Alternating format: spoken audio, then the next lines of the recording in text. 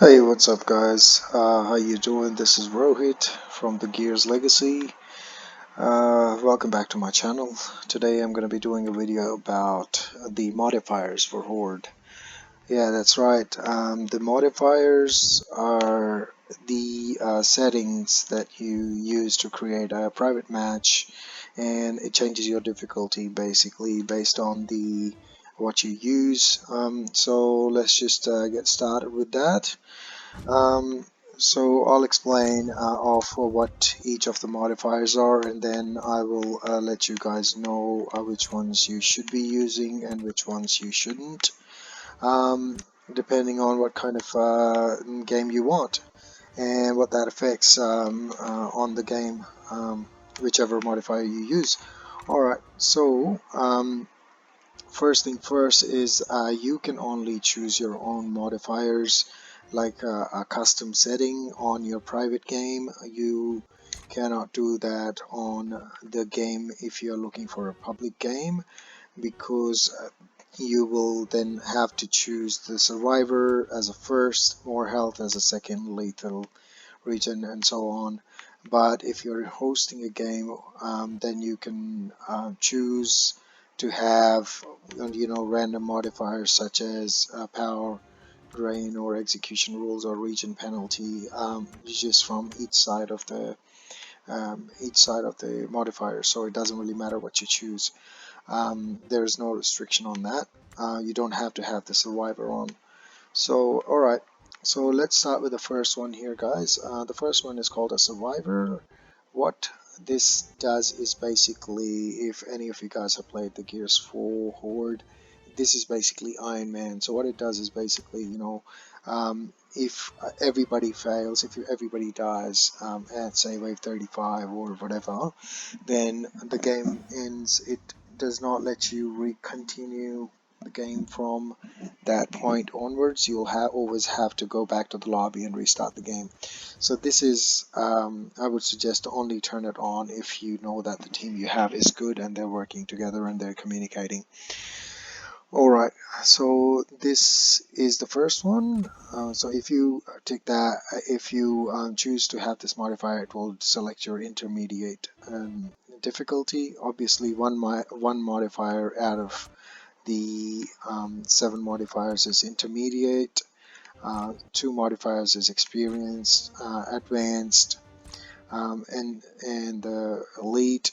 So the higher difficulty you go is the better chance of you guys having the purple and blue cards in the skill cards at the end of the game. Purple ones are the best cards for now. No, sorry, not the best, second best I should say. The gold is the best card.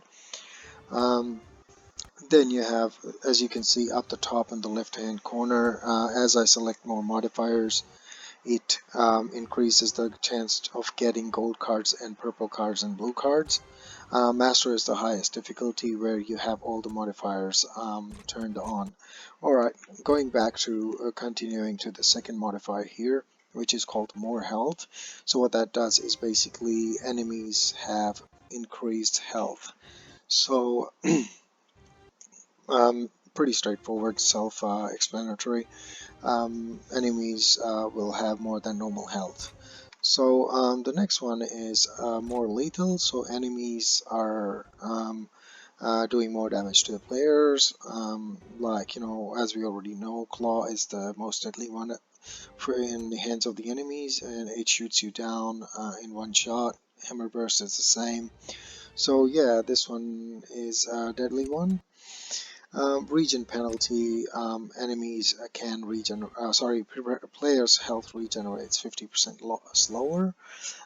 This modifiers is okay to have, because some of the characters have their health cards and health regeneration on in the perks. So if you max that out, this counterfeits this modifier, because some of the regeneration is at 30% regeneration speed.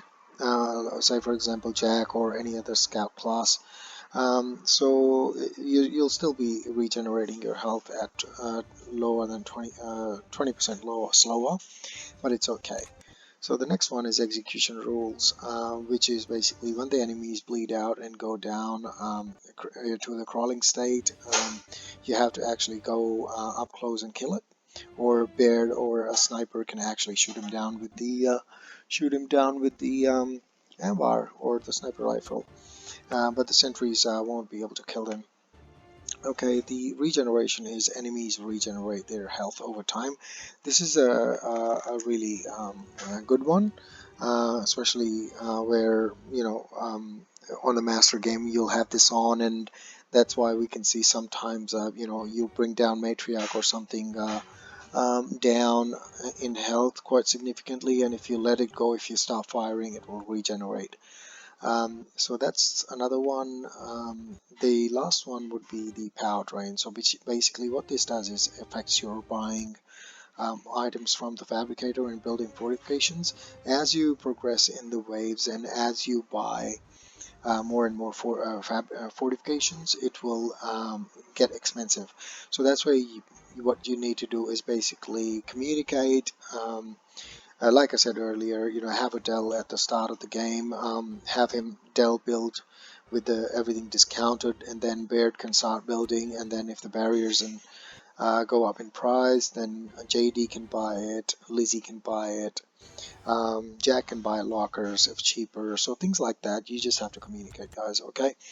Now this is all the modifiers that are in the game. Now my personal choice, I like to do the master game, but then some master game does take about 3 to 4 hours, so I always try to do an inconceivable game because it goes faster. To do that, the best settings, the best modifiers I would suggest have on would be have everything selected on to go on inconceivable difficulty except for more health. So I know some of you guys might be thinking, oh no, you should have more health on and take off the lethal, but trust me, enemies are going to be lethal anyway, so you should probably have that on and then have the health taken off. So what that does is basically it you can kill the enemies before they could even get any closer to actually deal a damage on you. So JD can spam the GLs, whoever else is in the game with the tri-shots can kill it.